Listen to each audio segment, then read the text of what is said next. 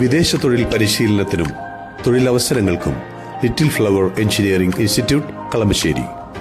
പഠിച്ചാൽ ജോലി ഉറപ്പാണ്.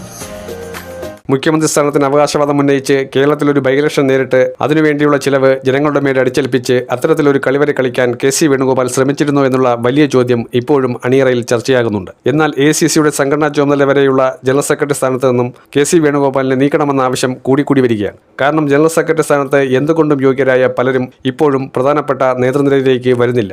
അവരാരും ഉപജാപക വൃന്ദങ്ങളായി രാഹുൽ ഗാന്ധിക്കോ പ്രിയങ്ക ഗാന്ധിക്കോ വേണ്ടി നിൽക്കുന്നവരല്ല. ജനങ്ങളുമായി അടുത്തട്ടിൽ വളരെയധികം ബന്ധം പുലർത്തുന്ന ജനകീയരായ നേതാക്കളാണ്. രാജസ്ഥാനിൽ സച്ചിൻ പൈലറ്റ് ഗെലോട്ടിന് വേണ്ടി വഴിമാറിക്കൊടുക്കണമെന്ന് ദേശീയ നേതൃത്വം പറഞ്ഞതിന്റെ പ്രകാരമാണ് രണ്ടാമത് തുടർഭരണം കിട്ടാതെ പോയത് എന്നുള്ളത് നമുക്കെല്ലാവർക്കും അറിയാം. കെ.സി. വേണുഗോപാൽ നയിച്ച അത്രത്തോളം തന്നെ മതിയായി. ഇനി അദ്ദേഹം മറ്റെന്തെങ്കിലും സ്ഥാനം നേടിയെടുക്കുകയോ അല്ലെങ്കിൽ ഒരു എം.പി എന്ന രീതിയിൽ പ്രവർത്തിക്കുകയോ ഒക്കെ ചെയ്യട്ടെ.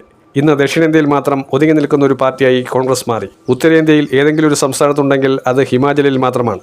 അതും പ്രാദേശിക വിഷയങ്ങളെല്ലാം ബി.ജെ.പിക്ക് പ്രതികൂലമായതുകൊണ്ട് മാത്രം കോൺഗ്രസിന് കിട്ടിയ ഒരു സംസ്ഥാനം. ഗ്രൗണ്ട് സപ്പോർട്ടും ഗ്രൗണ്ട് റിയാലിറ്റിയും എല്ലാം മനസ്സിലാക്കിയിട്ടും തുടർഭരണം ഒരു സാധ്യതയുമില്ലാതിരുന്നിട്ടും നയാബ് സിംഗ് സൈനി വീണ്ടും ഹരിയാനയുടെ മുഖ്യമന്ത്രിയായി. കള്ളത്തരങ്ങളും EVM-ന്റെ തിരിമറികളുമൊക്കെ വലിയ തോതിൽ പരിധിവരെ പറയാമെങ്കിൽ പോലും റിസൾട്ട് വരുന്നതിനെക്കുറിച്ചുള്ള കാര്യങ്ങളിൽ കോൺഗ്രസിന് എവിടെയാണ് പാളിച്ച പറ്റിയത് എന്നുള്ളത് വലിയ തോതിൽ തിരിഞ്ഞു നോക്കേണ്ട കാര്യമാണ്. പറഞ്ഞു വരുന്നത് AICC-യിലെ മാറ്റങ്ങൾ തന്നെയാണ്. സംഘടനാ ചുമതലയുള്ള ജനറൽ സെക്രട്ടറി സ്ഥാനത്ത് പുതുമുഖങ്ങളെ കൊണ്ടുവരേണ്ടത് അത്യന്താപേക്ഷിതമായി മാറിക്കഴിഞ്ഞിരിക്കുന്നു. അധികാരമോഹികളായ ചില എംപിമാരും കോൺഗ്രസിനകത്ത് കടിച്ചു തൂങ്ങിയിട്ടുണ്ട്. അവർ പാർട്ടിക്ക് വലിയ രീതിയിലുള്ള ശാപമായി മാറുകയാണ് ചെയ്യുന്നത്. 7-8 തവണ ജയിച്ചതുകൊണ്ട് ഒരു വ്യക്തിക്ക് എല്ലാം കൊടുക്കണമെന്ന് പറയുന്നത് ശരിയായ നയമല്ല. ദേശീയ തലത്തിൽ കോൺഗ്രസിന് 200 അതിൽ കൂടുതലോ സീറ്റുകൾ ഇനി നേടിയെടുക്കണമെങ്കിൽ അതിന് ചില്ലറ അധ്വാനമൊന്നും പോരാ എന്നുള്ളത് നമുക്കെല്ലാവർക്കും അറിയാം. അതുതന്നെയാണ് സച്ചിൻ പൈലറ്റിന് ദേശീയ അധ്യക്ഷ സ്ഥാനം നൽകണമെന്ന കാര്യത്തിന് കൂടുതൽ പ്രസക്തിയുള്ളത്.